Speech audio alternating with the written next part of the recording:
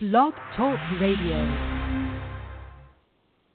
Hello, everyone. This is Chrism, and I'd like to welcome you to a conversation about your Kundalini awakening experience.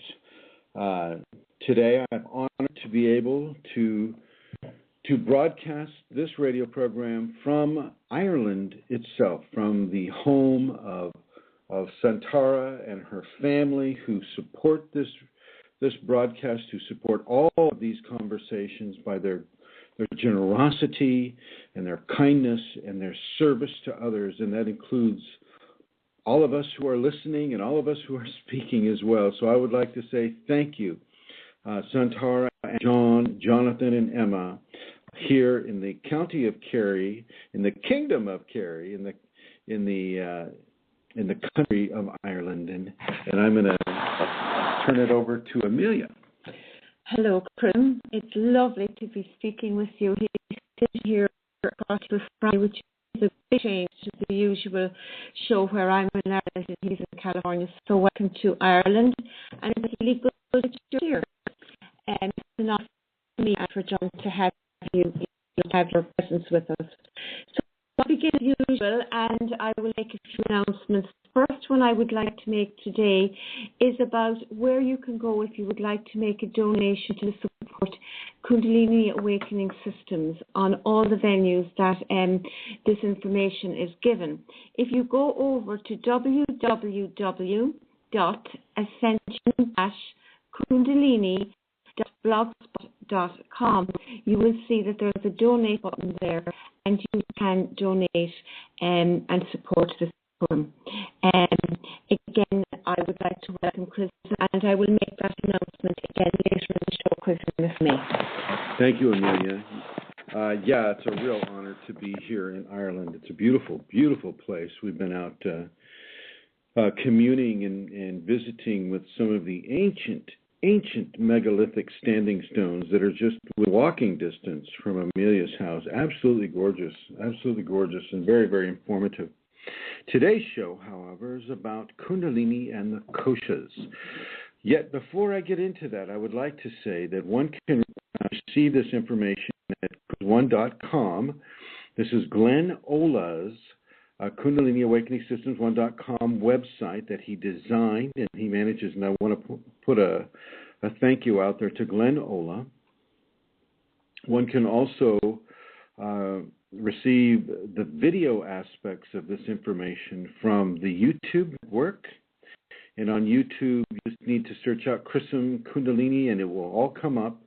There are currently about 290 or 286, something like that, videos for you to partake of. I've already taken 10 videos while I've been in Ireland, and so as soon as I get home, I will be uploading those to the YouTube site.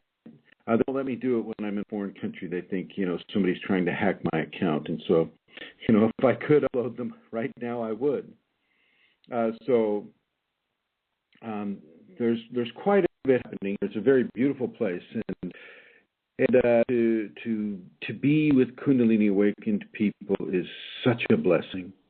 It can feel to the Kundalini awakening person such a kind of a lonely existence, as some of you know, when you're not able to commune or communicate or interact with Kundalini awakened people. You feel kind of like an outcast in society, even with all the grace and all the blessings that come to you through the Kundalini. Excuse me. And so it's a real blessing to be here with Santara and her family.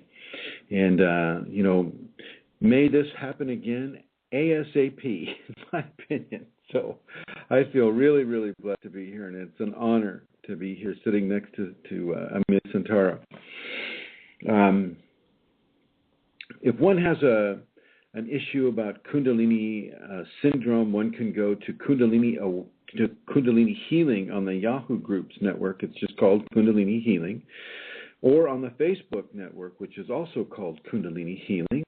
The communities that we have on Facebook are the Kundalini Awakening exclamation point, Kundalini Awakening Systems 2, Kundalini Healing. Those are all public groups. I also have private groups or secret groups, so that anonymity, as much as can be had through Facebook, is also available for people. And the Yahoo group, Kundalini Awakening System 1, is also a private group, as much as Yahoo networks will allow that to be had. We're also on Google Plus under the name, which may surprise you, Kundalini Awakening Systems. So I'd like to invite anybody who's coming to this right now or in the archives to check out those sources and really begin to fill yourself with Kundalini information. Knowledge is power within the Kundalini Awakening experience. So let us begin. Kundalini and Koshas. A Kosha is like a sheath around a person, and the strict Hindu interpretation of a kosha would be like a sheath around the person, and there's 5 of them, and these sheaths a person has to work through as they begin their refinement process. Well, I am not a strict Hindu sourced individual. I honor the Hindu religion. It's a beautiful, wonderful religion. I really honor it, and I think that it works well for many, many people. They're in India and here in the UK, but also in Ireland, the United States. There's a great level of appreciation for the Hindu belief system. But I don't come from that. I was not raised with that. It's not something. Actually, no religions have ever really attracted me, and I tried as many as I could find, certainly before the second awakening for me in this body. But as the second awakening did come, I was given the information about how all religions really lead to the Kundalini awakening. And once the Kundalini awakening has occurred, well, then you really get to see how interconnected and how once you cross that threshold into the Kundalini awakening, how unnecessary it is to continue along the line of a belief system, how necessary it can be to begin to open to the divine source within you. And this leads me straight into the koshas. My interpretation of the koshas are that they are not separate from the divine force that the Kundalini awakens within us. Matter of fact, Aurobindo, they put Sri in front of his name, S-R-I, Aurobindo, was Kundalini awakened. He has this big center in India. And he, without me knowing it, he also feels the same way about the koshas and how the koshas are aspects of what we need to work through to come into a greater understanding of the divine within us. But it is divine force.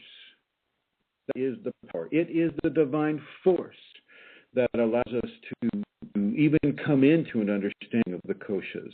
The koshas can be seen as expressions that are related to the chakra system. You have a physical kosha, you have an emotional kosha, you have,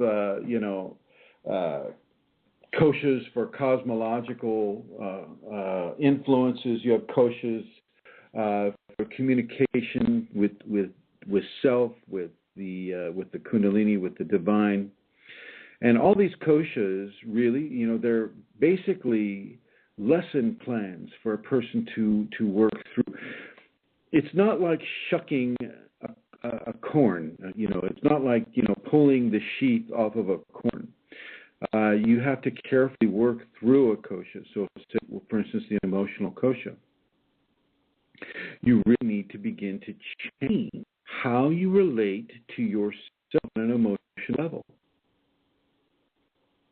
You understand? Change how you are on an emotional level. Begin to flow with the divine force of the Kundalini awakening within you, and change how you respond and how you relate to others on emotional levels. It is something that you will have to do. It is something that you'll have to complete.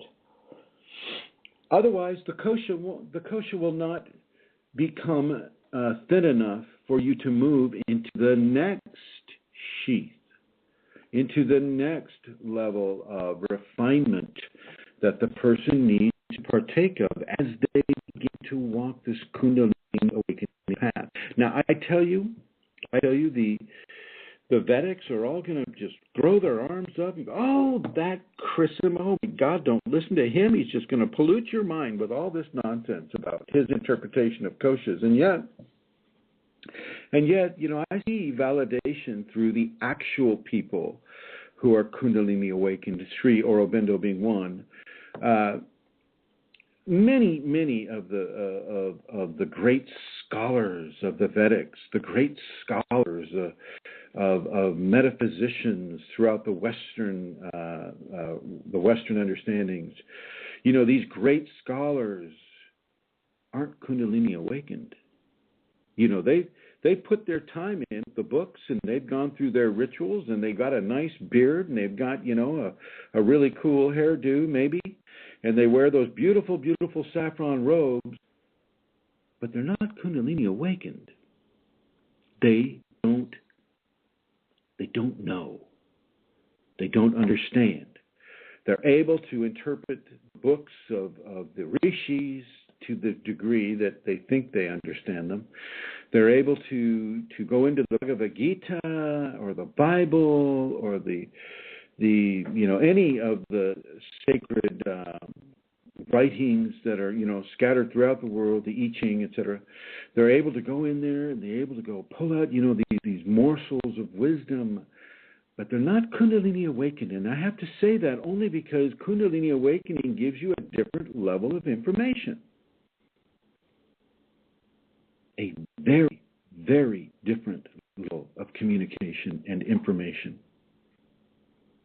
You need to understand this. You'll have great seers and great teachers of the Sanatana system or the Vedic, the many different Vedic systems, the many different Hindu-based systems, the many different yogas and meditation and tantric systems, the Rosicrucians and the Masons and all of these systems that are based in the Egyptian mystery schools. But if they're not Kundalini awakened, they're not getting the information. They're still operating from the control of the ego, and they're not really understanding that they too have to work on their koshas, on the sheaths that surround them, the sheaths that are there to continue the cocoon of grace that the Kundalini awakened person also needs to be aware of and also needs to take the steps to work through. The difference being is that while you have an ego-based, professor emeritus of Vedic systems, they're only really as good as their ego is going to allow them to be.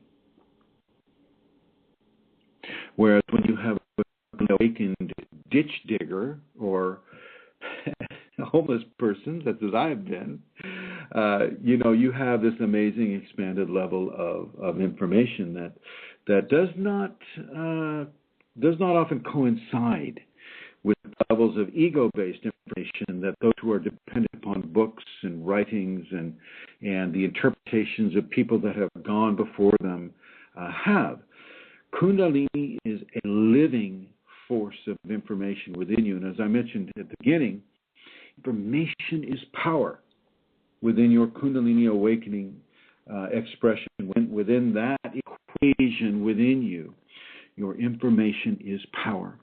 Now, I'm constantly tied into my Kundalini these days. After the New York seminar, I had so much bliss. I just cannot tell you how much bliss I had.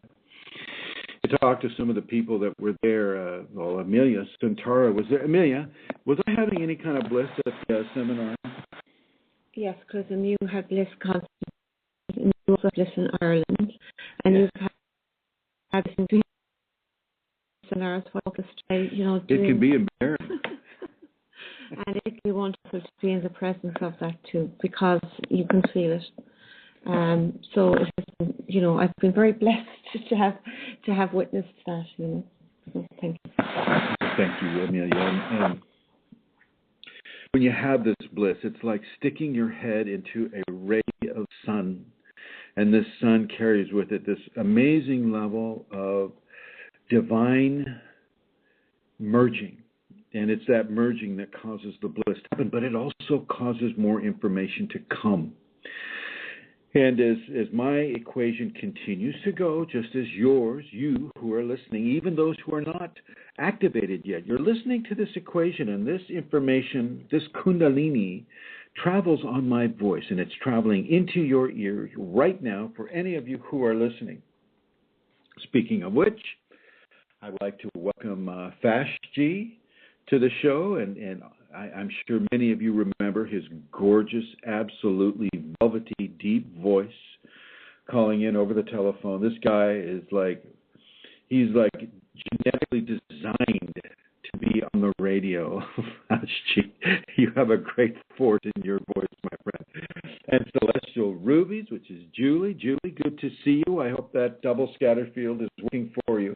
And then we have the various guests that are their numbers 1749, 1879, 1931, and 2017. I'd like to welcome you all to the program, and also to those who are going to be checking us out in the archives later on.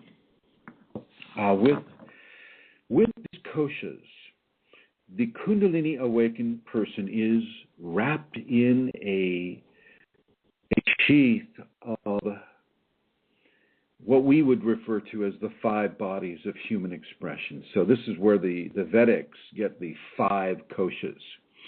5 koshas can be seen as the 5 bodies of human expression, and how we need to learn how to move through each body in such a way that it complements our Kundalini awakening process.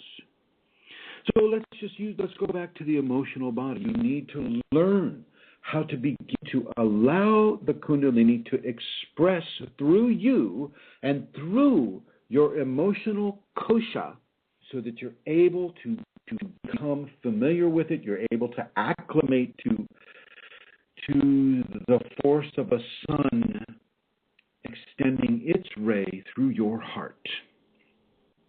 And I just talking to you about bliss, and I want you to really begin to get comfortable with that term, because it's a real thing, and it really does. It sometimes it freezes me in my tracks, and you're just brought to tears immediately. It is not tears of pain; it is tears of joy, and yet are tears. People looking at you think you're crying. Okay, they'll stop the car. Are you okay? Can I help you? Such sweet people we have in this world here, especially in Ireland, and just the people of Ireland and New York. Absolutely top-notch, top-rate, wonderful, beautiful, sweet, caring individuals, all of them. I love you all. And as we work on our emotional kosha, we work on our forgiveness, we work on our tolerance, we work on our emotional patience, we work to allow the love, the divine love, to flow through us into our lives and into the lives of those we interact with. You know, I have the real pleasure of seeing Amelia with her family. I see how her and her husband John relate to their children, relate to other people. And of course, you know, when you're in Ireland, they've got this really interesting way of talking that it seems designed to confuse Americans. You know, I mean, it's not the leprechauns talk on TV from Hollywood. I was shocked. You know, they use words, and they put a slide on words. I was talking to a guy on the phone today, and he picked up the phone, and he just said like maybe 5 words, and I had to hand the phone over to Amelia because I had no clue what he was saying. And he was speaking English. It was just, with that really, really beautiful melodious brogue that I have no idea what they're saying. And so, but it's been a real pleasure to see how she interacts with her children, how she interacts with other people, how she's patient, how she's caring, how she tolerates, little things that are coming this way and that, and how she tolerates, the instructions I give her in the middle of, her life, how she tolerates, all, because for those of you who have had the experience of learning about the Kundalini from me, I'm not an easy teacher. Yeah, I know that the grace that flows through me would give anybody an idea. Oh, he might be an easy teacher. Well, it's just not true, is it, Amelia? It's not true. He's easy and hard at the same time. Really, you can be hard. Yeah, I mean, absolutely. It must be said. Absolutely. I mean, and it is true. I mean, what good is a teacher who can't be hard? Kundalini teaches us some extremely hard lessons, and this is why I wanted to bring up koshas in this program, because all 5 bodies of the human expression, all 5 koshas, have difficult parts to them. I'm not even talking about the Granthi knots, which are also, mixed into the equation as well. So the physical kosha. The physical kosha is all about you coming into balance with your physical body. Are you overweight? Are you under-exercised? Are you, staring at the computer and watching porn every time you get? I mean, what are you doing? What do you do with your day? How much sunlight do you let your eyes partake? How much fresh air do you allow your lungs to inhale? How much of the prana of a beautiful early morning do you allow your body to partake of? What are you doing with your physical body? What are you eating? Are you eating, organic rice cakes with chocolate covered all over them? Doesn't sound like a bad idea, actually. Are you eating McDonald's hamburgers that have been proven not to decompose for 10 years? What are you eating? What are you putting into your physical kosha? What are you doing, and why are you doing it? Now, I can understand if it's a monetary issue. I am poor to this day right now. I understand that sometimes you cannot afford organic food because it is just too expensive. It's too expensive, and it can be very hard to come by in the cities. I was in, as you know, I was in New York City lately, and frankly, Amelia and I are walking on Broadway, and we're seeing all these vendors of this and restaurant of that, and you walk into one, and there's just nothing organic there. You just have to give in to the lay of the land. And so I understand for those of you that may be monetarily challenged, you can't eat as well as you may want to. And I'm certainly not putting a judgment off on you. Certainly not doing that. But you can make it up in other areas. You can get outside and exercise. You can get out and breathe that early morning air, that prana-loaded air. You can get into the sunshine. Okay? You can do many things that can help offset the levels of toxicity that exist in the food that the United States produces in other countries. Okay? You can do that. The Kundalini is strong enough that if you're within a certain position in the financial world where you can't afford good food, you can't afford to grow your good food, well then get other forms of energetic nutrition within you. And this is what I'm talking about with regards to the physical kosha, the physical body. Get the sunlight, get the fresh air, get the exercise. Do the meditation outside. Do the prayer work outside. Do the 5 Tibetans outside. When I first discovered the 5 Tibetans, and I was kind of in the middle of my awakening equation, not really clearly knowing what it was or what to do or anything like that, I knew intuitively that the 5 Tibetans were a good thing. And, the Kundalini was communicating that to me. And so I was living in a trailer out in the middle of the countryside in Northern California. And Amelia told me today that the Irish people have a very strong prejudice against anybody that does anything in a trailer. I just look at that and I'm just amazed because I've lived most of my life in a trailer. I think I qualify for the term trailer trash, but I'm going to give it a Kundalini spin. I'm a trailer park guru, a trailer park Kundalini teacher. The fact of shelter is the most important thing, really. A safe place to sleep, a safe place to cook food and to shower and to be within 4 walls, even if it's just 2-inch thick or 1.5-inch 4 walls, they're there.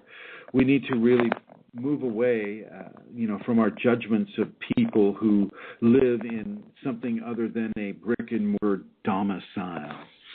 And this kind of ties into our conversation that we had last week about judgment.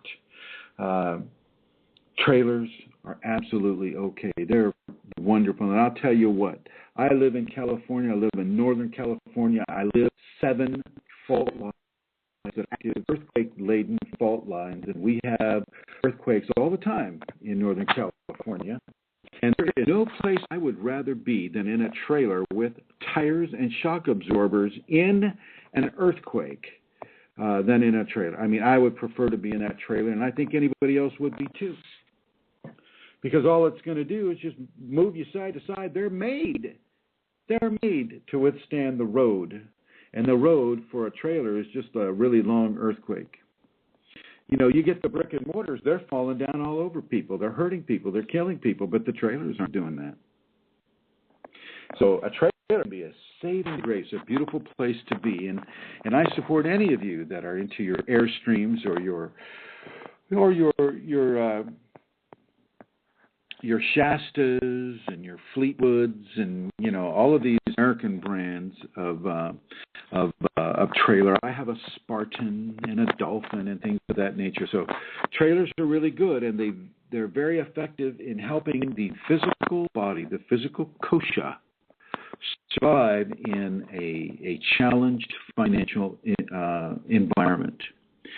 And I do not hold any judgment. People that have brick or mortar or trailers or live in their cars or live under an overpass. Certainly, if you're living under an overpass, you get that fresh air in the morning. You get a lot of it. You get a lot of sunlight. You have an opportunity to partake of energies that are crucial to the person who's having a Kundalini awakening and how it's affecting the physical body. The physical kosha is one of the most important koshas that you're going to move through. That you're going to hear some ice dropping in the refrigerator here. We're not having an earthquake here in Ireland. I just want you to know that. So the physical kosha is extremely important, and I want you to take a look at how you're treating it.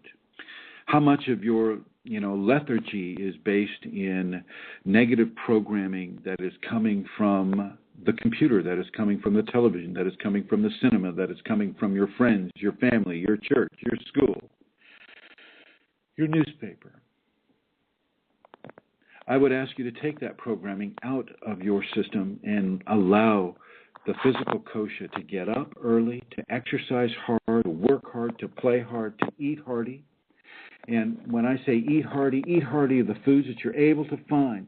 Eat hearty of the energies that are coming through the sunlight, the energies that are coming through the starlight, the energies that are coming through prana, like 3 in the morning, from 3 to 6 in the morning, anywhere on this world, the prana is the strongest.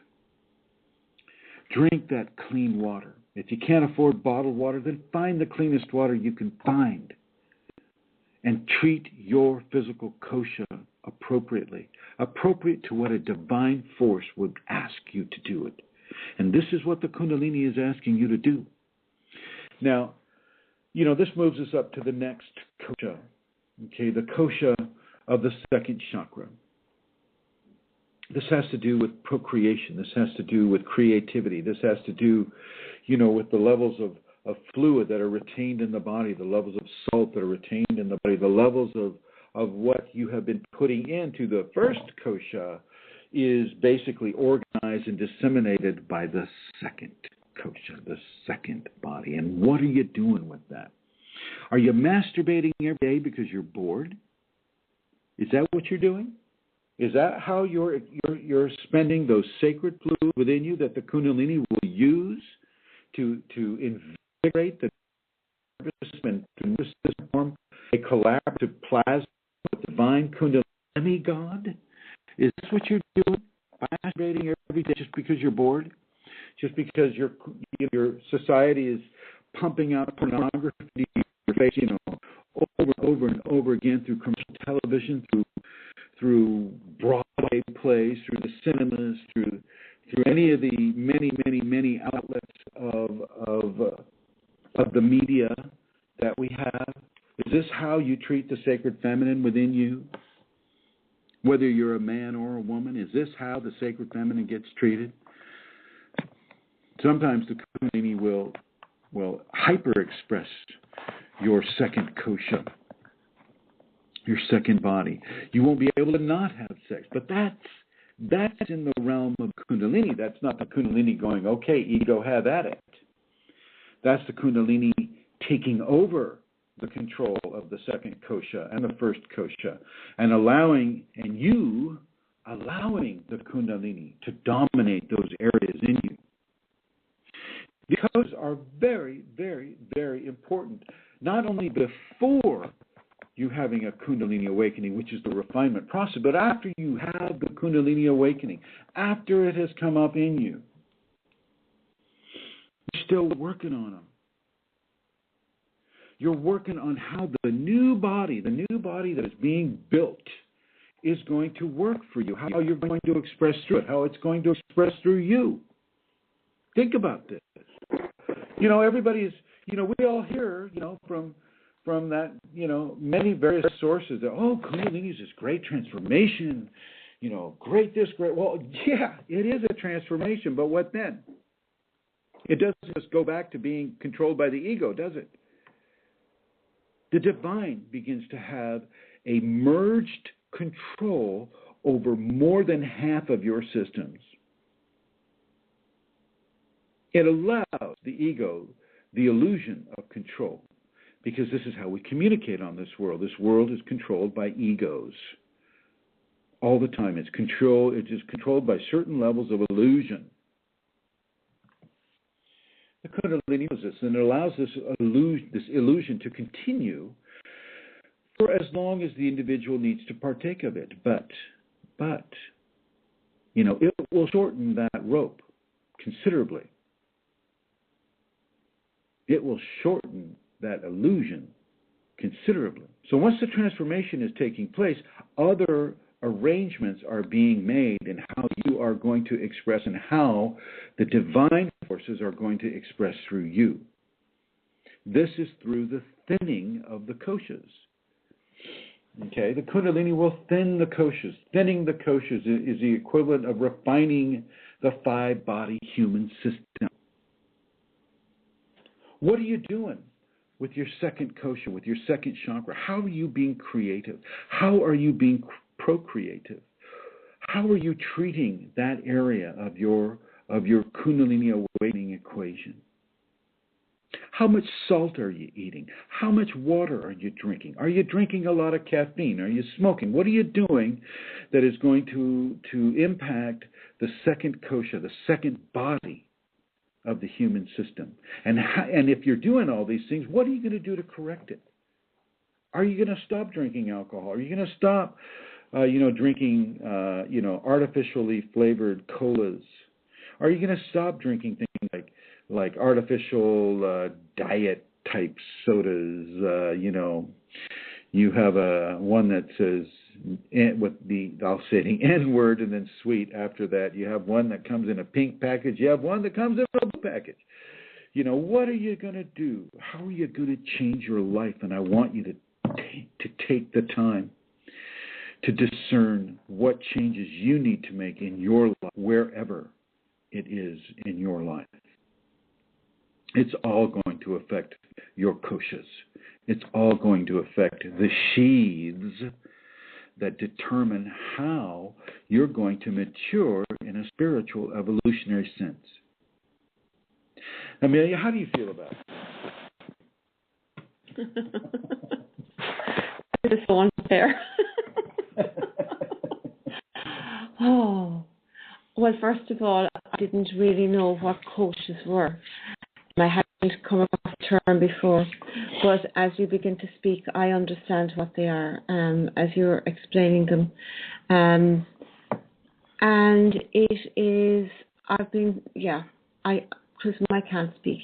Can you excuse me, please? See, I told you I was a hard teacher. I'm listening and absorbing, and when I'm taking it in and you suddenly ask me a question, I find it quite difficult to stop and speak out. So excuse me. That's quite all right. I totally expected that to be the case. No worries. I see Rosemary's on the line here too. Rosemary, hello, my dear. Hello. Thank you for joining us. This afternoon. Right now, of course, it is 20 minutes to 12 midnight in Ireland, but I also know that it's 20 minutes to 4 on the West Coast, and I believe with Rosemary it's 20 minutes to 7, I think, or 8. So the koshas are exceptionally important. They actually serve as a sheath. They actually serve as a form of filtration that allows you the time and a mechanism for refinement to take place. But here's the thing, here's the caveat. Now you know. For any of you that are listening to this, all three of you, I'm kidding. For any of you that are listening to this, you have the information, and by having the information, you are also accepting a certain level of responsibility. Mm. And that, information isn't free. Mm-hmm. You have the information, and now you have the responsibility to fulfill the clarity that information is giving you. I want to make that really clear. And so what are you doing with your second and first kosha? And your second kosha, cut back on the salt. If you're like eating out at fast food places all the time and you're just dumping loads of salt on your food, cut back on that. Okay? If you're not drinking enough water, increase the amount of water that you drink. Find the cleanest water source you can find. I would prefer that if you're going to buy water, then buy water in bulk. Get one of those big glass 3-gallon bottles of water, and dump it upside down in that little dispenser, and have your water that way. If you can. If you can't, it's quite all right to get whatever water source you can get. But the societies today, the Western technological societies, have deemed it that, we need to dump fluoride into our water. We need to dump chlorine into our water. And the pipes that we're using, have plenty of toxins within them, everything from arsenic to benzene, you name it. We don't really need to toxify our water this way, but, big business drives it, and one of the big business for the fluoride is the dentist's industry. Now, I have a great dentist. I love him. He's a great guy. He's in Rohnert Park, and I would recommend many people to go see him. He's a straight-up guy, but all he can see is whether or not the fluoride is helping people not have dental caries, and he's not really looking at the environmental impact, dumping huge toxins into the environment. He's just looking at it from a dentist standpoint. And what I'm going to suggest is that as you buy your water, look into what is happening. Are you buying water in plastic bottles? And what's happening to that plastic bottle after you're finished with the water? Do you just throw it away? What's going on?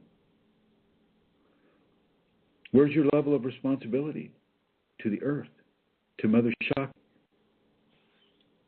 Okay? Look at that. Really begin to expand your awareness into how you benefit the different koshas in your body. How you're nurturing and what is the impact beyond your own particular kosha, your own particular body.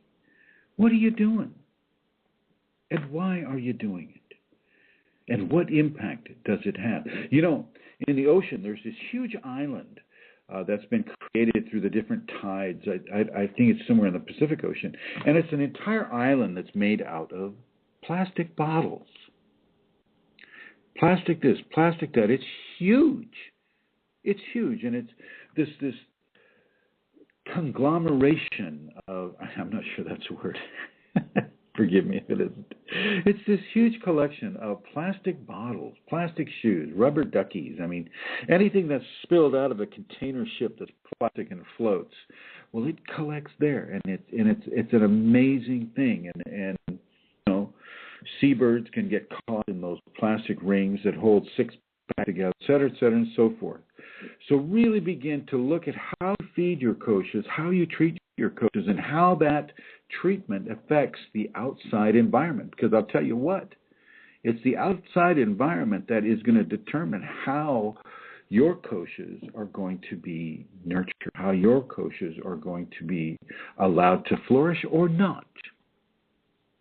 Those of you who live in the cities, you know, the great cities of New York City or Boston or Miami or Los Angeles, San Francisco, Denver, Dublin, London, Paris, Besançon. I mean, these are really, really huge cities, and they have levels of toxicity just in the air that you breathe. As you open your window, toxic dust will blow into your house and into your lungs. And so I want you to look at that. Do what you can do. I'm not saying leave the cities.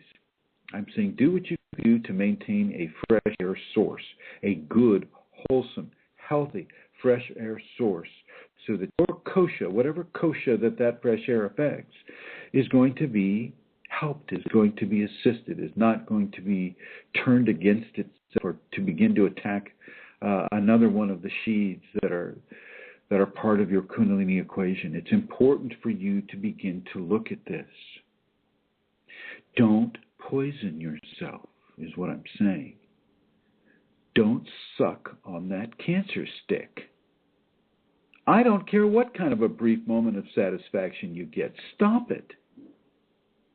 You know this. This is coming from my Kundalini. Do not do this.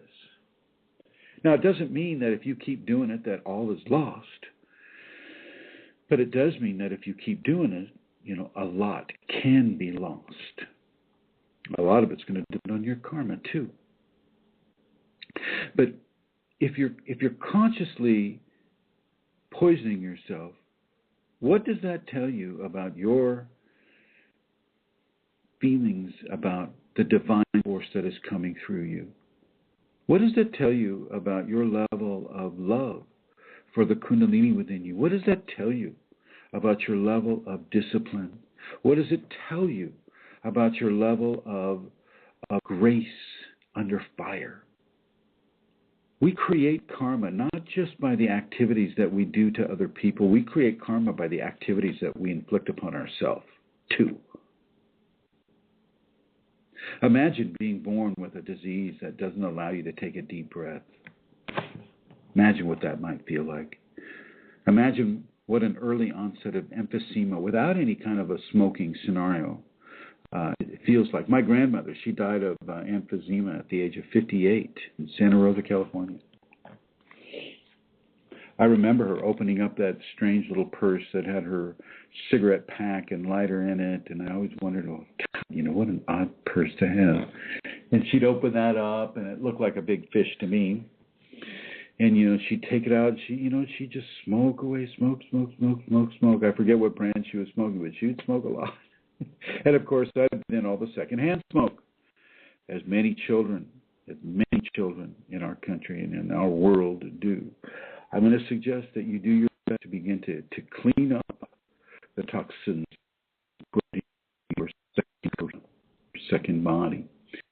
Because I tell you what, the liver and the kidneys that are part of that second body, that second chakra, and that liver's got to detoxify all the poisons you dump into it.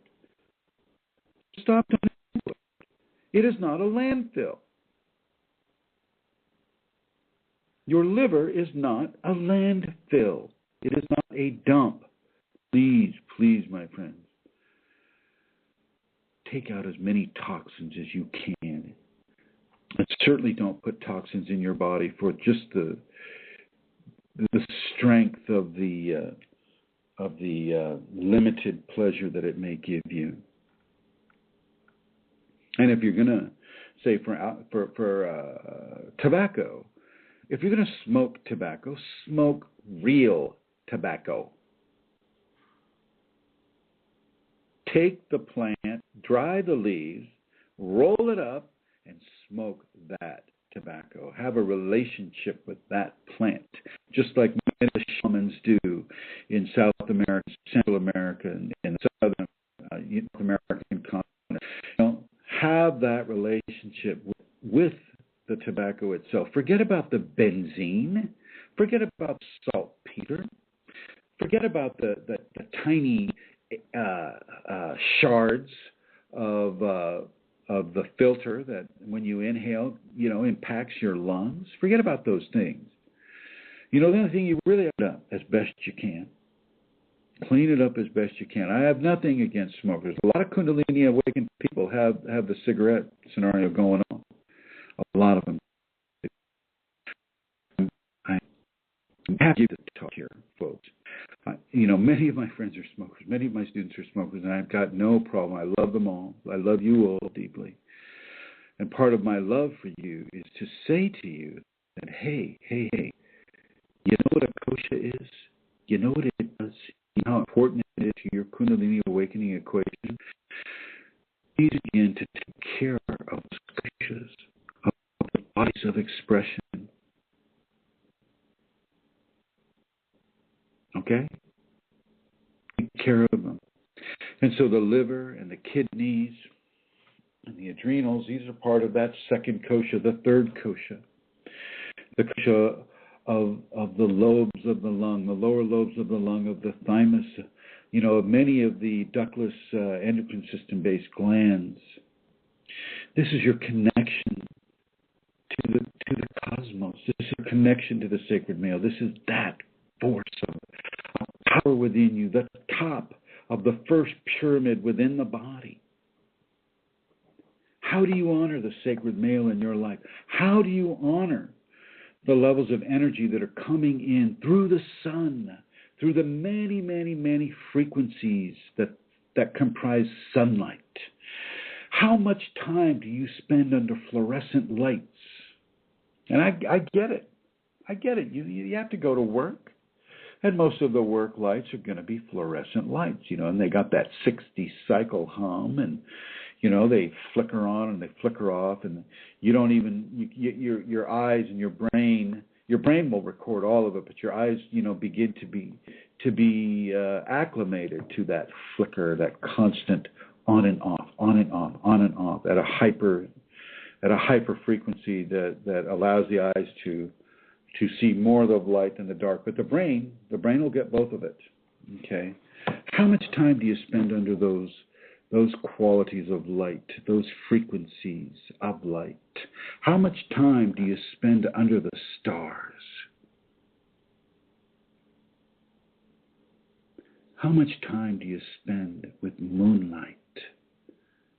How much time do you spend looking at sunlight sparkling on a body of water, like an ocean or a lake or a river or a mud puddle?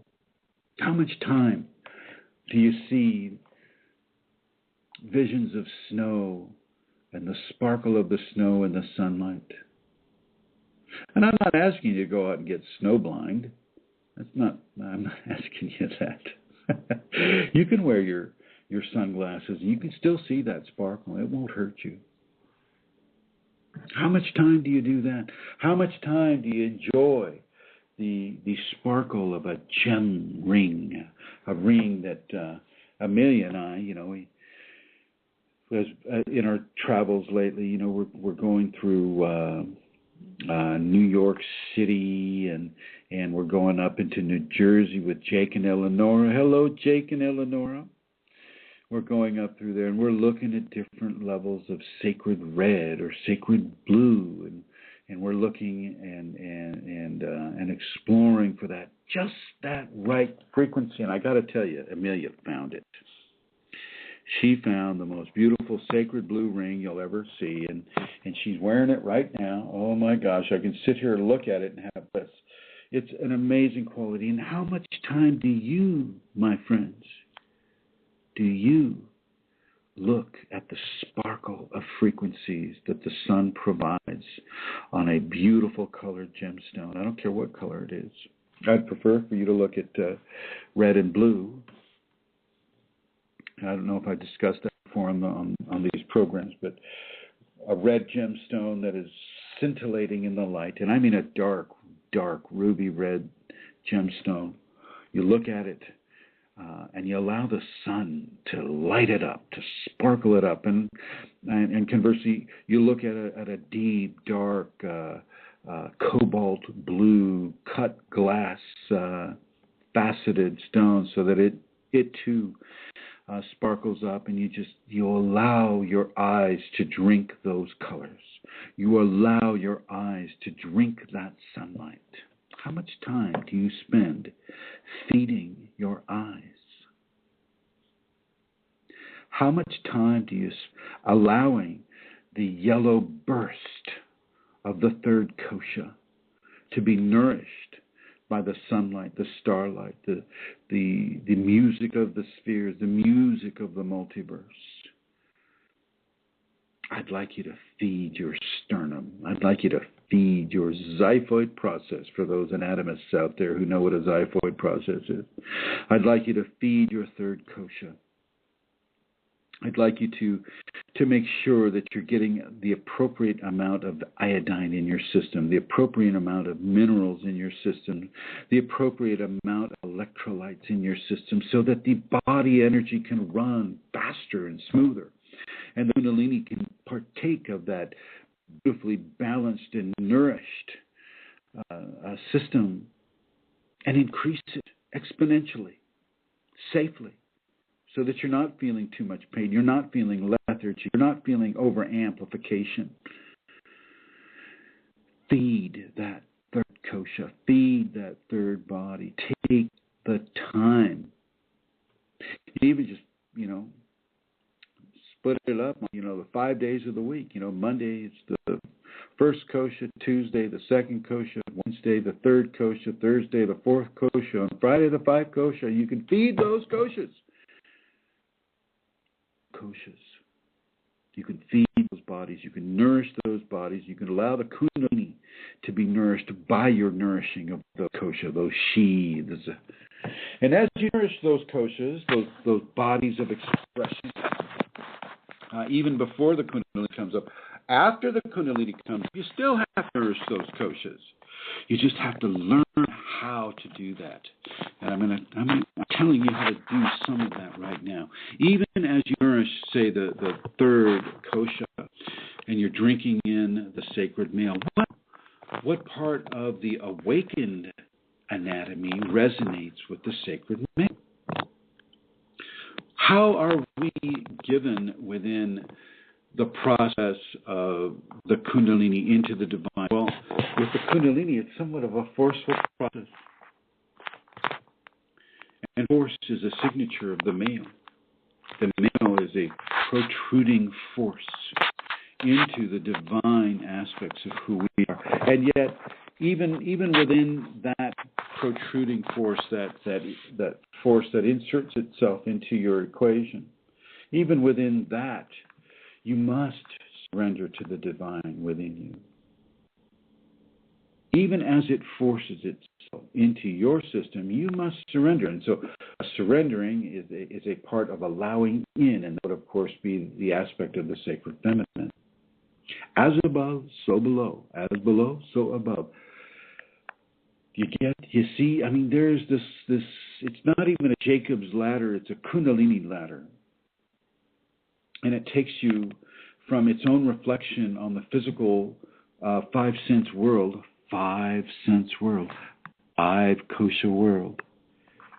It takes you from there into the next stage of Kundalini awakened, which also has aspects and reflections of the five kosha world. And so even as you're in the awakening process, you are once again looking at your koshas, looking at your exalted light bodies, the frequency of the bodies that have been awakened through the Kundalini. Well, now you get to work with those. Now you get to work with the expression of even, the first three koshas, the first three bodies that we're looking at the expression of divine infusion of those koshas. And this is where you get a lot of your citic skills. This is where you get a lot of your, the optimal health. This is where you get a lot of the wisdom and the information. And the Kundalini is there to guide you. It will either guide you itself or it will send you to a teacher because it knows you need to hear it from a corporeal person such as myself. Among many. I mean, I'm the only one that I know of that teaches what I teach, but I'm sure somewhere out there there's other people that do it too. Okay. The Kundalini will send you there. The Kundalini will give it to you at the same time that it sends you to another person. You just need to be open to that instruction. Dealing with a kosha within the enlightenment process, the actual enlightenment, i.e. you've already had the awakened Kundalini, you've had the spinal sweeps, now you're dealing with the koshas in a very different way.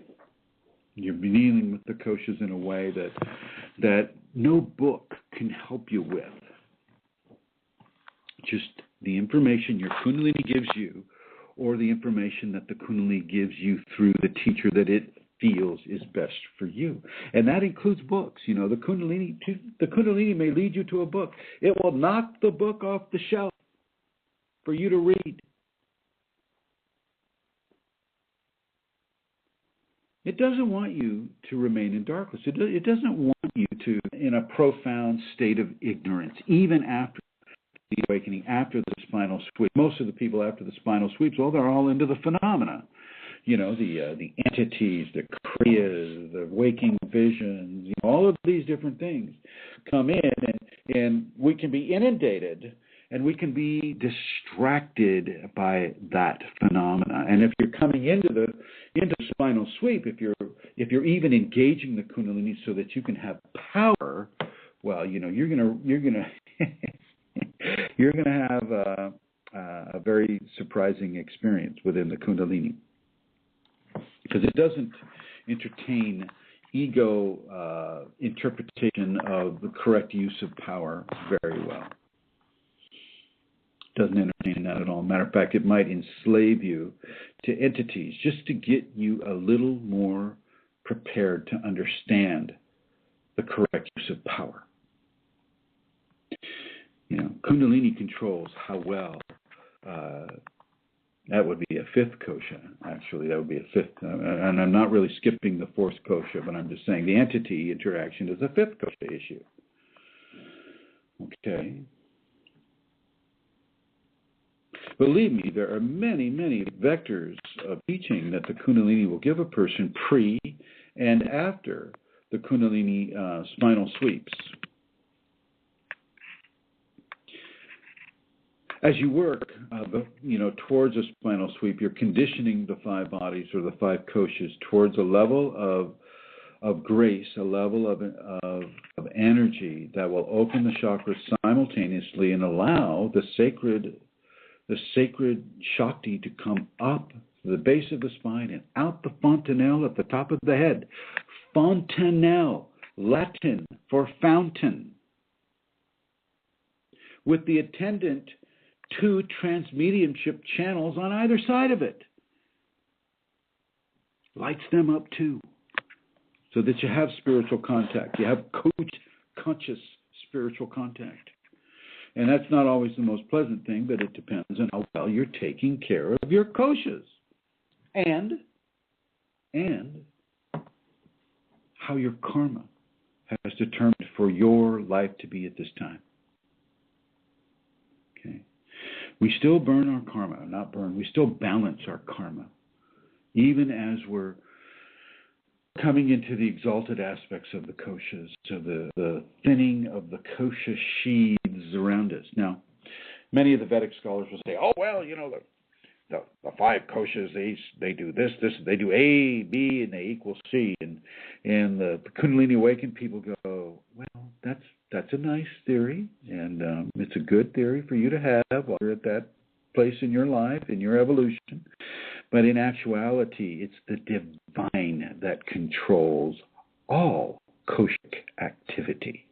It is the divine self that propels a person through the 5 different levels of kosha activity.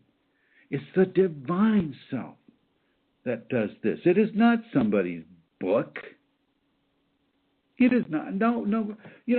I was told recently that the greatest seers in all the world have all come together and said, a kosha is this. And my Kundalini is going, well, isn't that special? But it's really the divine. The divine is working through the Kundalini awakened person constantly. And it controls how we work through the koshas. It controls what our karma is and how it influences the way we work through our koshas. Let's move right into the 4th kosha. The 4th kosha. The love kosha, the seed of the divine, is in the heart. Did you know that?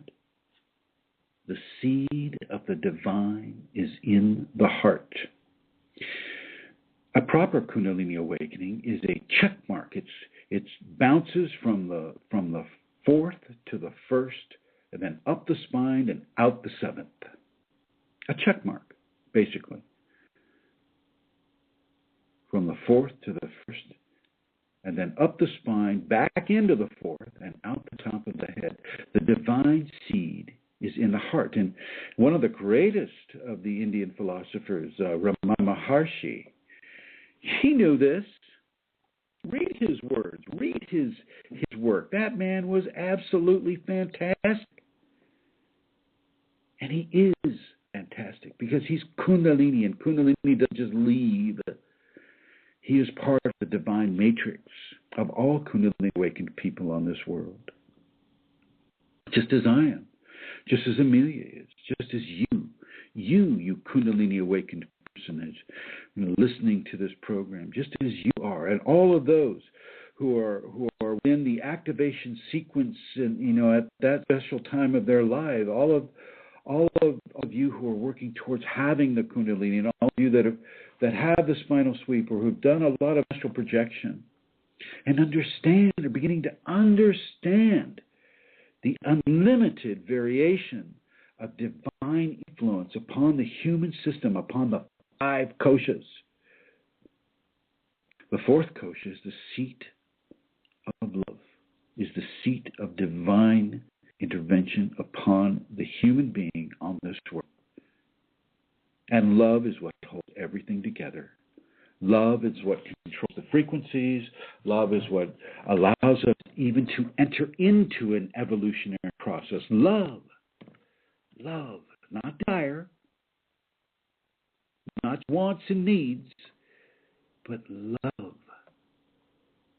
Yes, it can be soft and squishy and floating hearts and cotton candy balls floating through the air, sugar plum fairies and fluffy bunnies. It can be all those things too. But it can also be self-sacrifice for someone you don't even know. It can be giving an elderly person a dinner, probably the first good dinner that they've had in years because of the amount of neglect that the Western societies push upon their elderly populations. It can be helping that child get up off of the cement and help them and calm them and comfort them as their knee is bleeding. It can be helping that mother just by smiling at her because maybe she's being beat to death, every time she goes home to her drunken husband. It could be helping that person with an alcohol affliction to come through it, praying for them and supporting them and assisting them. One of the guys that came to the seminar in New York, an exceptionally beautiful person by the name of Adrian, and Jake, they both work with people in the 12-step programs, helping people clean up their koshas, clean up their lives, not just their physical life, but their fourth kosha. The love of self, the love of others, the compassion of others, the sympathy of others. You notice I didn't say empathy. Okay? Don't become an empath. I know it sounds really cool. And, I'm an empath. No, don't do that. Be, sorry, Minnie is over here laughing. Be a compassionate person. But don't be an empath. All an empath does is take somebody else's pain into your system and, oh, great, now what do I do? Okay. Be a compassionate person. Be a help person. These are also aspects of the fourth kosha. The fourth kosha is so huge. I could do an entire show on the fourth kosha. I'm going to ask Fashi, would you write to me on the chat room there? Am I coming through clearly? Sometimes I never know. I could be talking here for over an hour and it's like nobody's hearing a word I'm saying. So, Fashi, if you would please let me know whether or not this is coming through. Sometimes I feel like I'm in a closet staring at a computer, talking to a computer. So please let me know if it's coming through okay. The fourth kosha is absolutely instrumental in how we relate to ourselves and how we relate to each other. What did he say? It gets a bit choppy at times. Well, darn. Jeez Louise. Maybe I'll just back up a little bit. How's this, Fastia? I'm backing up a little bit. I'm speaking a little louder. Does this help? I'll wait for you to answer here, but I'll continue as I'm just getting a little too close to it. I'm like staring at this and I see. I apologize, folks, for the choppiness. I should have asked sooner. My bad. I'm going to have to give Amelia something really hard to just as punishment for myself. Yoo-hoo! Woo-hoo!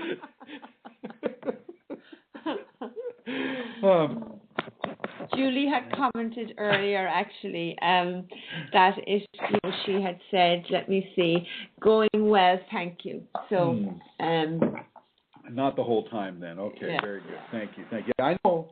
I got to hand it to Apple for these iPads. They got very, very sensitive microphones in the screen, which I find kind of cool. Tim Ashworth says, perfect sound for him. Well, Tim, thank you so much, my friend. Thank you so much for that comment. And wow, she says, or maybe it's my energy. Well, that could be, because I tell you what, I am so hot right now. Oh my! If I could do this naked, exactly. If I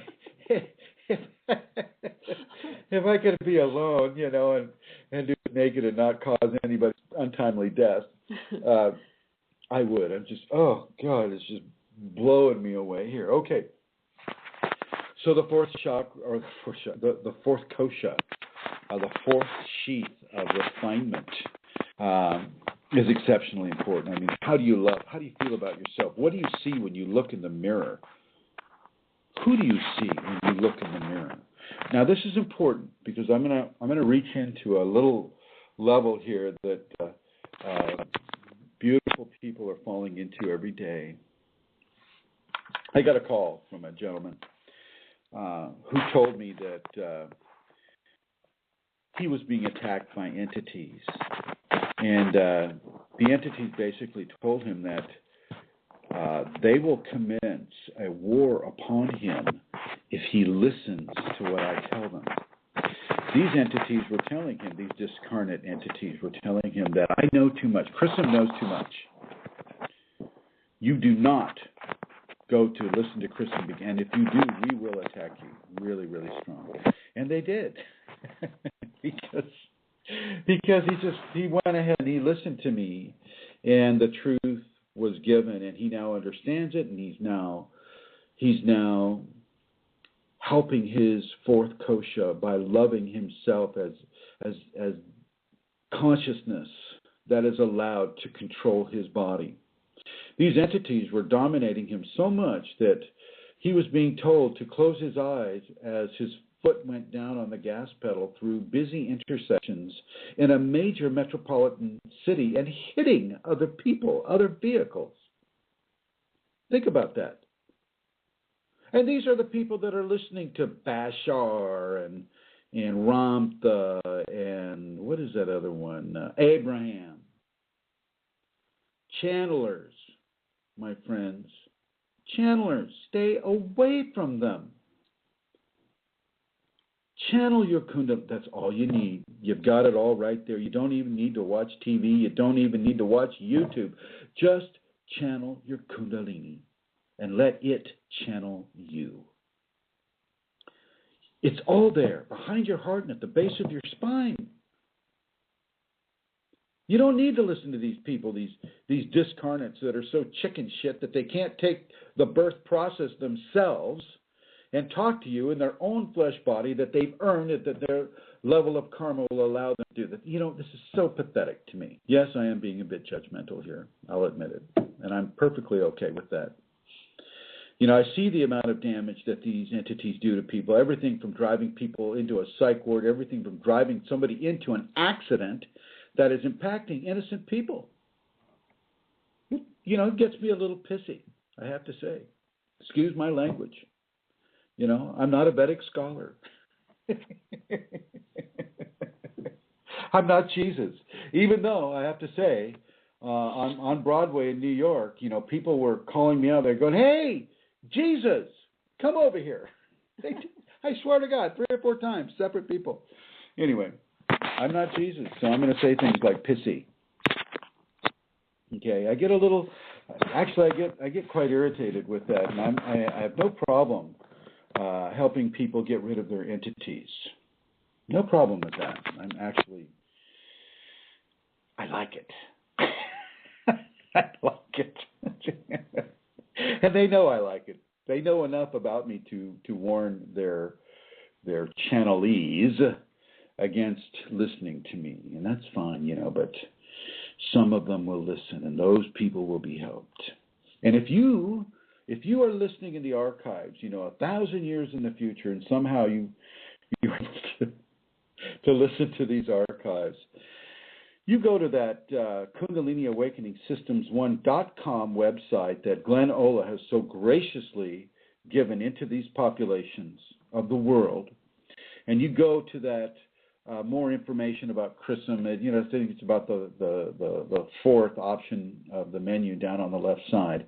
You go down there, you get that picture, you print that picture out, and you look at that picture, and you just stare at it, and you let the Kundalini in me come straight into you, and you begin to drive those entities out. And it works. It works. And I'll suggest any of you who are listening to this, 1,000 years in the future, or even right now, go over there and you take that picture. It is not so much a picture of me. I mean, actually, the picture was taken years ago. I look so different now, you know. Far worse. If you think that one's bad, oh my God. Just kidding. Look into the eyes. You'll see one eye staring right at you. One eye is kind of slightly going somewhere else. And it's the mix of that divine and that human person right there. You let that Kundalini into you, and it will help you honor your 4th kosha. The love of yourself, the love of your seniority, of your body, the seniority of your soul to make the choices in your body. It belongs to you and you alone. And I don't care how these discarnates will phrase it to you. Oh, I'm only here to help. Oh, I'm 35 I finished with the human condition, but, oh, yeah, right, so you're channeling through somebody. Oh, that makes a lot of sense. I'm not buying any of it. They've been going at this since since in the 80s they were doing this. Ramtha is from the 80s. There's another one, something with a Z. But these entities are just basically awesomely afraid to come into a human form because they don't want to have to meet the karma that they've developed by doing what they have done. Afraid of that karma. They're afraid. And so don't go near them. If you hear them, if you have an activation or awakening, and all of a sudden a voice comes to you, I am Ramtha, I am Abraham, some exalted character. They're never like, I am a ditch digger. They're never like, have you noticed? They're never like that.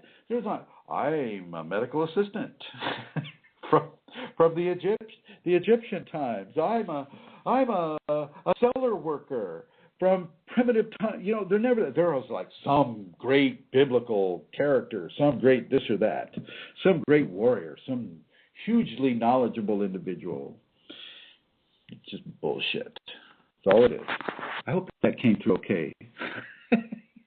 Yes, we have a question. Forgive me, caller. So here we go. Coming into a caller. Let's see. Yeah, here we are.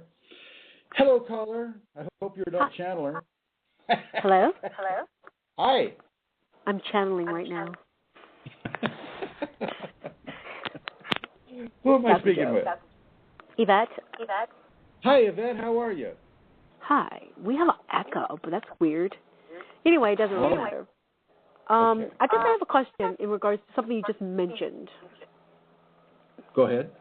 You said entities. How would you know if someone had entities? Entity is a discarnate consciousness. Discarnate is kind of like Latin for without meat. So without a physical body. Now, how would you know if someone has one? If they have a level of alcoholism or drug addiction, or if they've been engaged in... What's that? I'm sorry? I would say that's probably the obvious one. Yeah, well, I'm just kind of going through the whole menu here. Okay. Yeah, the drug addiction, the alcohol addiction, any kind of a chemical-based addiction. Also, if they've been engaging in different spiritist practices or mediumship practices, or, even getting into the Ouija board like Archangel Michael evidently was doing with, the messages from Michael, right? Mm-hmm. People getting into the Ouija board a little too much. But also, if they're just hearing a voice telling them to do things, even if it's good things. It's funny. Go on. Yeah. I'm sorry.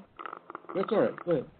Look, I have a friend, and I've been telling her, I know she has entities because she says that she thinks it's telepathic, but can you be...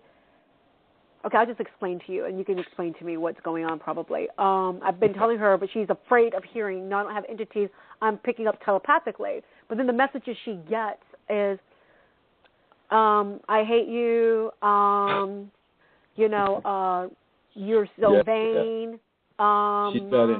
She's got entities. Those are the ones. That's really the hallmark of that.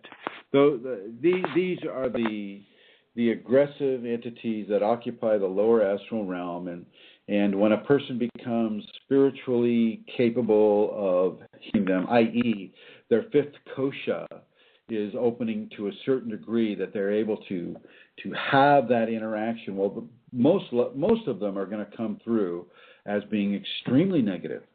That's exactly. What is the kosha? What is the fifth kosha? What is that? It's the fifth body. That would be the throat. Oh, the throat. Okay, so the fifth chakra. Fifth chakra, that's right. I got it. The essence of communication. And there's transmediumship channels on either side of the fontanelle, and it's often where they will also tie in to a person is through those transmedium channels. How about anything to do with the auric field being like a hole or depleted in some way where, again, the entities can infiltrated? Sure. I mean, that takes us back to the drug, to the chemically addicted folk. Okay. They are degrading their auric field by participating in that, but also, a lot of these people that do Reiki, and no offense, I mean,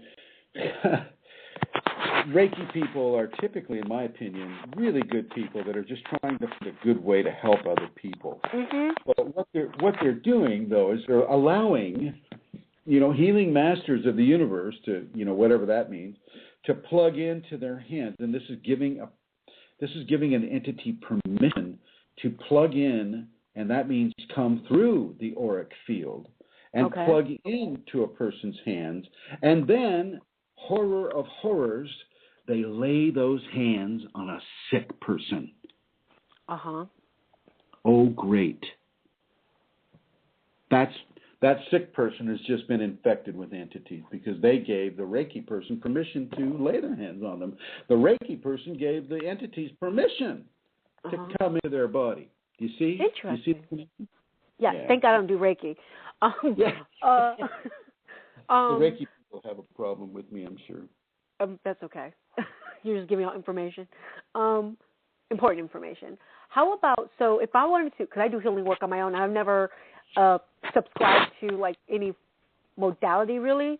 So would you say calling in the body of Christ or some type of higher energies so that you know that what's coming through you is of divine light? Well, that's absolutely, that is something that you can do. What you can have, like if a person is having this, like your friend, for instance, say she gets tired of having this, she can say, just every time they say something to her, all she needs to say is, I believe in God. I believe God. And cool. I believe in God. Okay, and then what she must never do is she must never engage in conversation with these entities. Okay. If they say, oh, you're so vain, she should never go, oh, I am not vain. Just ignore them completely. What they're going for is a level of recognition from the physical host to the invading entity. They want that connection. They want that communication connection. Once they have that, they can dig deeper into the person's fifth kosha. Okay. They're like it's kind of like a cancer. They're like a cancer, but in this case, the way you get rid of this cancer is just by ignoring it. The more it's ignored, the more it's going to seek food elsewhere. Exactly. They want to be recognized. They want you to mess around with them, because the more you mess around with them, the deeper their hooks go into you. Okay. This is what will drive a person into a psych ward. Well, pretty much. I mean, every time she say, "I freaking," she'll say stuff, and I'm like, "Okay, when do you want to really take care of this problem? I mean, when do you really want to get really?" I mean, she'll do all these exercises to that maybe keep something at bay for a while, and then it gets worse like the next cycle is even more harsher. Exactly. And so the scenario is, you don't fight fire with fire. With an entity. You just ignore them and you let the fire die out. Without giving them attention, their fire is low. The attention that you give them is the food that they require. As you dry up the food source, they go away. Right. Now, you're going to get in all these people, and there's some people online that I won't even mention. They're going to go, well, what you going to do with that is you got to get, some olive oil and make sure it's virgin, free-range, breastfed olive oil, and you got to get some coconut oil, and you got to get snow from the Andes, and it can only be snow from the Andes, and you got to mix all the oil and the snow together and put it on top of the person's head, and you got to sleep that way until it melts. Right. They got all kinds of recipes out there for doing that, and none of it will really work. But it's the person's belief that it will work that will help them the most. But the most important thing to do is just to say, "I believe in God." they are not God. So they know they're not God. The entities know they are not God. Right. And, God God is the ultimate force. You could even say, I believe in Amakua, which is the Huna word for the Kundalini, the two that are one. I believe in Kundalini. You could say, I believe in Chrism. They hate me. Right. Can I ask you another question? Yeah. So in meditation, I'm sure obviously you're a teacher and you know Kundalini. How do you use the Kundalini to manifest money? You don't. You don't use Kundalini to manifest money. Okay, I didn't think so. It's probably the lower energy. What you can do with that. And let me give you my story. And I apologize for those who have heard this story before. Is that I had about $42 to my name. And my friend came to me in this restaurant I was eating at, and he said, "Hey, Chrism, there's this new Indian casino opening up. I want to go, and I want you to come with me. We always have a good time when we're together." So he wanted to take me, and I said, "Absolutely not, Charles. I'm not going to an Indian casino. I got $42. What am I going to do? Play the penny machines? Which I would never do." And he says, "Don't worry. Let's just go. Come on, let's go." So I was about ready to say no again. And then I felt the Kundalini pull my fourth chakra, my fourth kosha, pulled me towards him. And it did it 3 times. Mm-hmm. And I said to myself, "Oh, this is not normal. It's telling me to go." Okay, fine. So I went. And I gambled my $42, and I walked out of that casino with over $5,000. That's pretty cool. Well, that's the Kundalini. Now, I've played the lottery. I don't win the lottery. Okay, I've gone to the casino a few times, and I win a lot sometimes, but I've also lost some too. And the thing is you can only go into a situation as you're guided by the Kundalini. You must wait for that guidance. I don't care if you wait for a decade, but if you go there just out of the sheer desire or the ego-based desire to have more money, then your chances are as good as anyone else. Got it. Okay.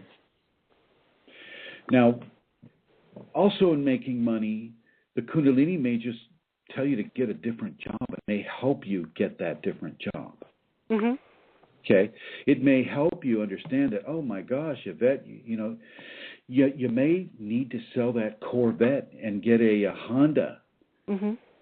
It will help you reorganize your life, reorganize your kosha experience with life in order to manifest more money in your life. It will definitely, I've seen it help people with jobs, that's for sure.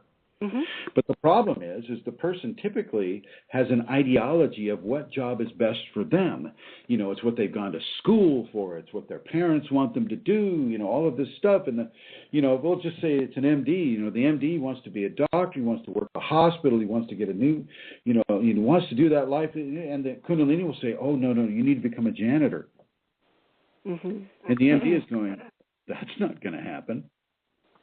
But the janitor could be that one person that is cleaning a certain room, and a certain level of information comes to them, and boom, they're extremely wealthy. Maybe they're cleaning, the building of a stockbroker, and they find a piece of paper in the trash can that says, buy Kundalini Awakening Systems 1 stock.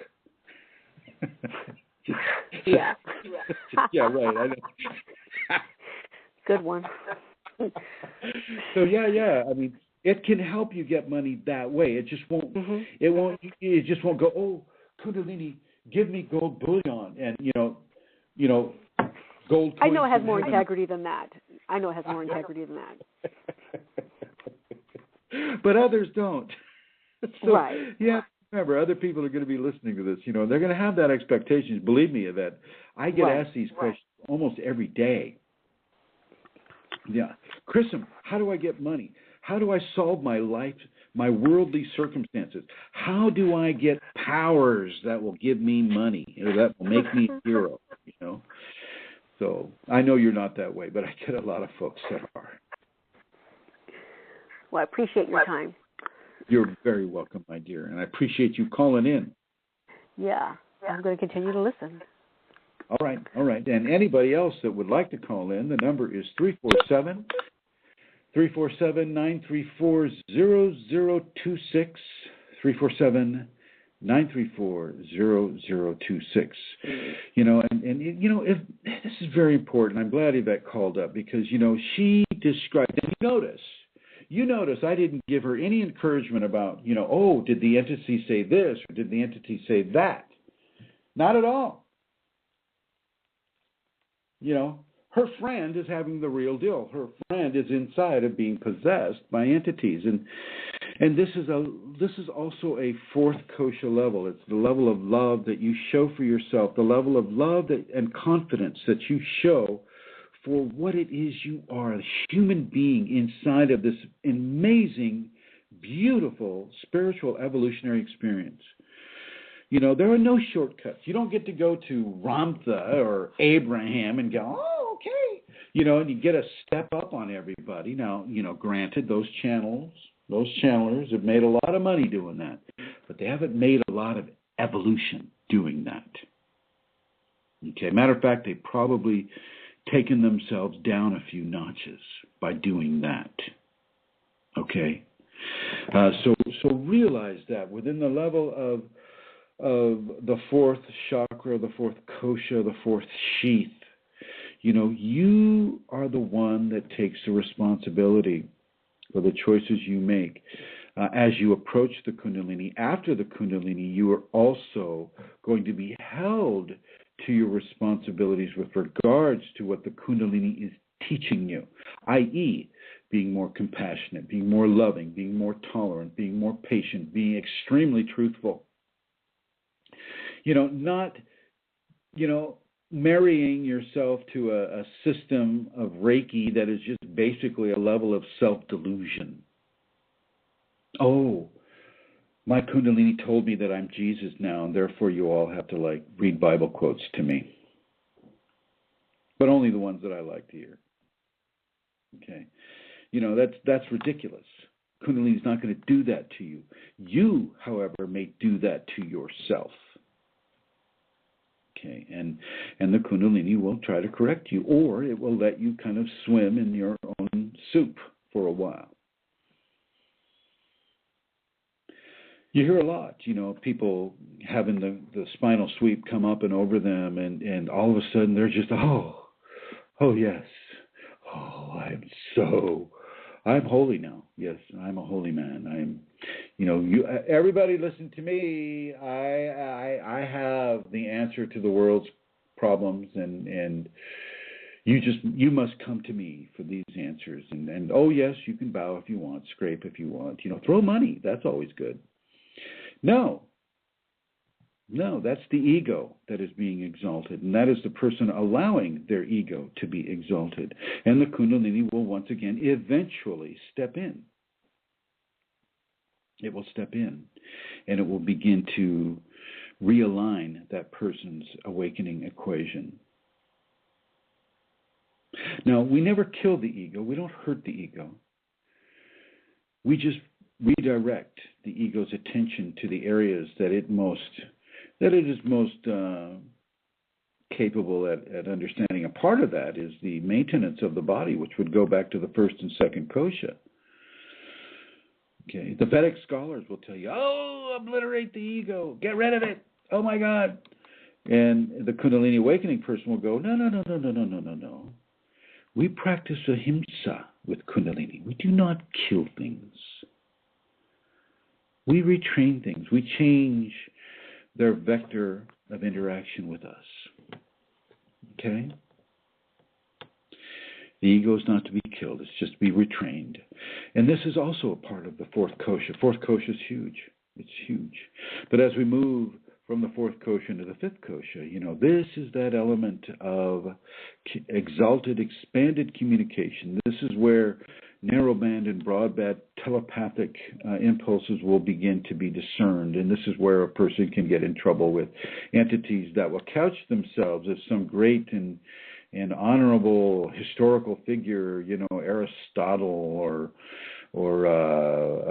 some Catholic saint, or you know what I mean. I mean somebody who is very big in the history books, and they're not quite finished aiding and sustaining humanity, and they want to do it, from a spiritual form. But will need to use your body. Is that okay? Do you mind? It'll be okay. It'll be gentle for you. Whatever.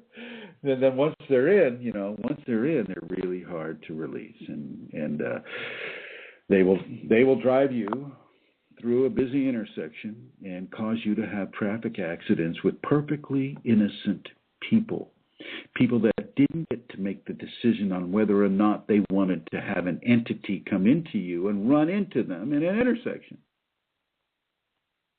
You can see the unfairness of that. Okay, so the fifth kosha is very important. Don't believe everything that pops into your mind, especially if it has that signature of hurtfulness that Yvette's friend was hearing. You're so vain, you're ugly, you're horrible. Don't look at yourself in the mirror. Break the mirror. Take that shard and hurt yourself with it, or hurt somebody else with it. And this is seriously, I'm not kidding you. They get that way. They get that way. Do you love your wife? Would you die for her? Really? Show us. Prove it. That type of thing. They'll use, and since you've let them into your mind, they can kind of like a computer file. They can kind of go through those files in your mind and say, oh, your mother's in the hospital. Oh, and it's your fault. The only reason she's there is because she loved you so much and you never returned that love and you were so pathetic. This is the type of conversation that they will give to a person. And a person who is not used to this information, who is not informed of their fifth kosha, will begin to believe it because there's certain levels of guilt that we all have. And those buttons can be expressly visible to spiritual entities, or I shouldn't call them spiritual entities, discarnates. Discarnates can see that sometimes.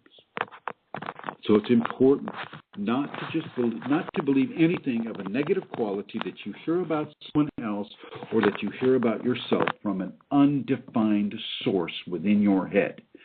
Do not buy into it. You let your fifth kosha remain as pure and fixated on your Kundalini awakening process, your positivity, your love, your grace, your beauty, your joy, and all of those qualities of grace, beauty, and joy and positivity that you can see in other people. And that's all you look at for a while. Believe me.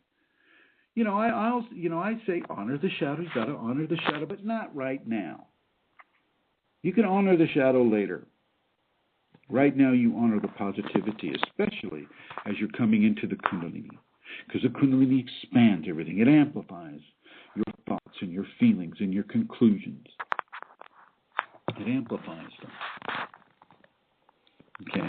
Now, after you've had the spinal sweep in, you're inside of the awakening process. The koshas take on a very, very different meaning.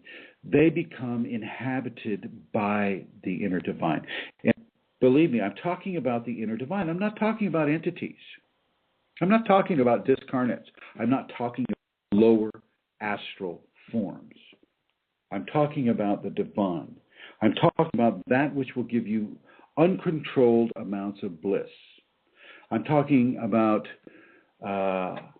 Ananda Maya Koshi, I believe is the Sanskrit term that they talk about with that. Okay. The divine aspect of a person is beyond infection, spiritually or otherwise. Divinity is coaching you now.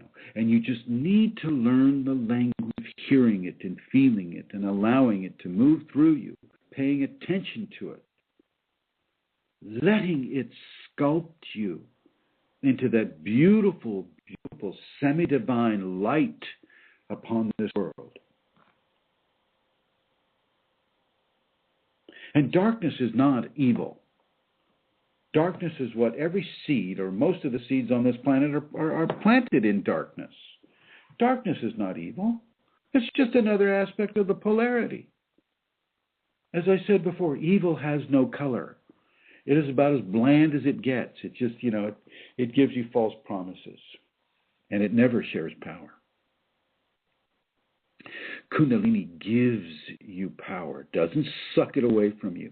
Now, those of you going through the awakening process, you may feel lethargic, you may feel, like your life is being turned upside down, and indeed it may be, but that's not because the Kundalini is hurting you in any way. It's because you're not feeding your koshas correctly.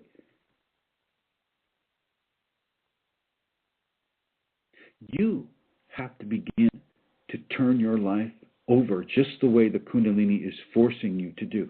You need to take that clue. Take the clue.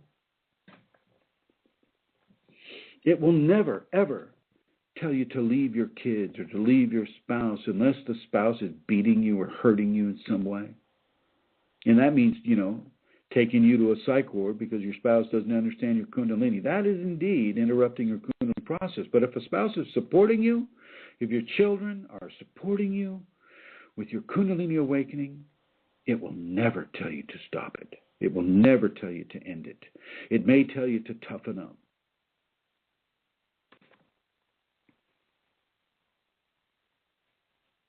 It may tell you to toughen up and help you. Because you got to remember that your current process is not the end of your process. It's just part of the journey. It's a step on the journey. One step out of a billion steps. One step. So don't think that the way things are currently are the way things are always going to be. Well, they're not. One of the biggest aspects of the Kundalini is transformation. Transformation translates into change. Okay? Understand that. Feed your koshas well. The sixth chakra and the second chakra are different. Those are divine areas of interaction. That's part of that divine self. Now, the transmedium channels are up there so that you can also communicate, and the divinity will also communicate through the transmedium channels as well as discarnate teachers of an exalted status. People that are not trying to possess you, they're just trying to help you, teach you. People that will tell you to bend down and pick up a stick as a bullet is fired over your head and would have hit you if you had not bent down and picked up that stick. People who are interested in your welfare, people that are interested in your divine welfare and understand. And I say people, but these are people that are kind of like evolved into the angelic to some degree, or a divine human. A divine human. You with the Kundalini, you're coming in to your divine humanity. These people have already been there for a while. They're there to help. But they typically won't inflict themselves on you. They will not inflict themselves on you. They will just appear and tell you to pick up that stick, knowing what's going to happen. Big difference between saying, I am rugby man and I'm going to take over your body, but we'll do some really good things. No. These exalted guides will not do that. They will not inflict themselves on you. You can always say, no, I'm not going to pick up that stick. And then boom. Now, how do you feel about this, Amelia? Thank you very much, Chrism. It's been really informative. Some of it I've known without a doubt, but some of this is new for me. Some of this has expanded what I have come to know through the Kundalini, through your teaching, and through my own experience. So I'm going to be listening to this again, without a doubt. I wanted to ask you about the sequences, though, of the different, sequentially, 1, 2, 3, 4, the 5 different. Are they done sequentially? No. Pinning? It is not sequential at all. Typically, it will happen all at the same time. What is sequential is how you feed your bodies of expression, how you feed the koshas. But even you, at the same time, you're thinking certain thoughts of love, and you're thinking those thoughts of love, and you're eating a banana, and you're having a water, a nice glass of beautiful, crystal clean, Irish sparkling water. And at the same time, you're kind of looking out the window, and the sunlight is scintillating off the wet leaves or the wet grass. I mean, so it's happening to you all at the same time as well. The Kundalini will mirror this. The Kundalini will also reflect things, and these will happen all at the same time. Now, I have about 13 minutes left. Is there anybody that has a question? Please call 347-934-0026, and we will answer the question as best we can. I would like to encourage everybody to, if you like the program, if you like any of the conversations that we've had here, we have probably over 100 of them now. If you like the program, spread it around the internet. Put it on Reddit, put it on Yahoo, put it on Facebook, put it on any of the channels or the networks that you like to use. Some of you put it on YouTube. I encourage you to do this. We're not making money here. We're not trying to make money here. We're trying to give truthful information about the Kundalini out. And I have a caller here, so here we are. Hello, caller. This is Chrism. How are you? And hello, Master C. Oh, my God. There's the voice of God. How are you, Feisty? I am well. I am enjoying this show immensely. I did have some questions, though. Okay. What you got? Or one, perhaps. The koshas, are they in direct correlation with the various bodies that act as sheaths around the soul or the atma or whatever? Yeah, absolutely. If you're going okay. Yeah, I try to keep the Vedic terminology to a minimum because I know most people are not Vedic scholars. Right. But yeah, absolutely, like you said. And they correspond to the chakras in the physical, or I guess the chakras aren't actually in the physical, are they? They are and they aren't. They're kind of like there and not there at the same time. But there are certain aspects of them, that correspond directly with that. But they also correspond to their own level of refinement within the exalted awakening process. But I have to start at the most simplest areas. I can't just. Of course. Yeah. Okay. I was kind of sitting over here saying, really? Yeah. For people that have a Vedic understanding, such as you, Foshji, you understand the Atman, and you understand, at least you understand, I think, what I was talking about with regard to Sri Aurobindo and his take on it, and I've written about this recently on Facebook as well with another gentleman there who is a staunch Santana. Yes, I saw that. And I was getting fairly into the technical aspects of it then, but and this is what kind of galvanized me to use this as part of the program, is simply because the koshas and the bodies do have a relationship, and once you come into the enlightenment process, your refinement patterns do not stop, but they change. They transform right along with the Kunalini, and you begin to work on opening the flower of the Atman itself. And the driving force of that is the divine, the human divine, as Sri Aurobindo mentioned, the human divine will begin to coordinate and to work through those different koshas and the Purusha and right. the Purushic field and all of those things will also have an interplay with them. And now I know, folks, I'm getting into terms that you're not going to be familiar with, but that's okay. Look up Purusha, Parusha, and you'll see what some, there'll be many different meanings for the same word. One Vedic scholar will say it's this, but if I were you, I would listen to what the Kundalini awakened scholar has to say. Yes.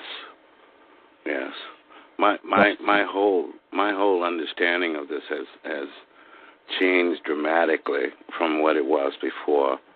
Well, see, you've had the benefit of going out of body for many, many, many years. Right. You have an understanding that this body is only part of our divine expression. It is not the whole thing. There's plenty more to go. And can I ask you if you're still astral projecting? I actually don't. As a child, I did astral projection. A fellow, this is an aside, but a fellow had mentioned that was a 7.5 foot tall being that one of the posts on one of the sites that was all black and was wearing a hat. Well, I had a similar experience as a child right before I started to do astral projection, but I do what is known as soul travel, which is a part of my past. And sure. It is a lot more faster and a lot more cleaner than trying to do astral projection. It allows the ability to go and to a particular plane of consciousness, if you will, and assume that body. So it's not limited to the astral zone because right. the astral body. Understood. Okay. Sure.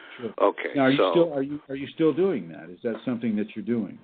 I personally have been doing a deep meditation on the Kundalini. I've been allowing the Kundalini to take charge of my experience instead of trying to. Excellent. That is excellent. What I'm hearing you say is that you are allowing your inner divine to begin to sculpt your evolutionary process. Exactly. Awesome. So exactly. During my meditation practices, I call upon the Kundalini within me to join with soul, and then allow whatever happens from that point to happen. That is excellent. That is the way that's what I like to hear, my friend. Well, I thank you for your time, and I'm going to get out of the way because I know right at the end, people. I'm glad I got to hear your voice again. Thank you. It's always a pleasure to talk with you. Hello, Amelia. Hello, Fashti. I'm all with that voice. You take care. Maybe I will get me a job as a disc jockey, huh? There you go. All right. Good to hear you both. Bye-bye. Thank you, Fashti. Bye-bye. So, Amelia, you have some announcements you wanted to repeat. I have indeed. Thank you, Chrism. I would like to give you again the address that you can go to if you would like to support Chrism and the work that he does. And the address is www.ascension-kundalini.blogspot.ie. No, that's .com. We're in Irish now. We're in Ireland now, so it's IE here. Yes, so I give it to you again. It's www.ascension-kundalini.blogspot.com, and on the upper right hand corner there's a donate button, and that's where you can go to give a donation. Thank you. Well, thank you, Amelia, for making that announcement. You can also sign up if you want to join that site. There's 30 people on it right now on a bunch of the writings that I have on there. Also, if you could, spread this around the internet. Let's help some people, folks. Let's help some people. There are a lot of people. Gosh, I was just getting called the other day. A guy in California, and there, there are thousands of people that are being put in psych wards or, being driven crazy because of Kundalini phenomena that they don't understand. Remember, information is power. Information is helpfulness. Information can save lives. Let's give them some information. Spread it around, my friends. Spread it around. Please, I implore you. That's a wonderful service that we could all do, that you could partake of, and it's something that would, we would really, really welcome you doing. And what a benefit for other people, because we can't reach everywhere. So the more people that spread the links and pass it on, the better. So yeah, excellent. Yeah, I agree. So yeah, everybody who's listening, if you've enjoyed this show either now or in the future, spread this information out. Spread any of the conversations that you feel are have been important to you or maybe helpful to you. Like Yvette, if you know a person that's having an entity, then give them this information, for crying out loud. You have a call, Susan, I think? I don't think so. No, okay. Can we just say hello to Elizabeth? She logged in. Hi, Elizabeth, in the chat room. Hello, Elizabeth. Nice Tim. to see you, and Tim Ashford. And Rosemary. I see that you're called in again, Rosemary. Nice to hear you, or to see you there. Fasti, of course, and Julie. And Julie, and guest 1749 and guest 1879. Thank you all. Thank you all for joining us on this special program. And please do your best to spread it around. Nobody's going to make money off of this. Matter of fact, Amelia and her husband are paying money to have this come out. So let's let them get their money's worth, shall you? Let's get some people helped with this. And I want to thank you all for listening. And I'd like to say good night to you, Amelia. Good night, everybody, and good night, Chrism, and safe travelling as you continue and leave Ireland, and look forward to seeing you next week. Thank you, everyone.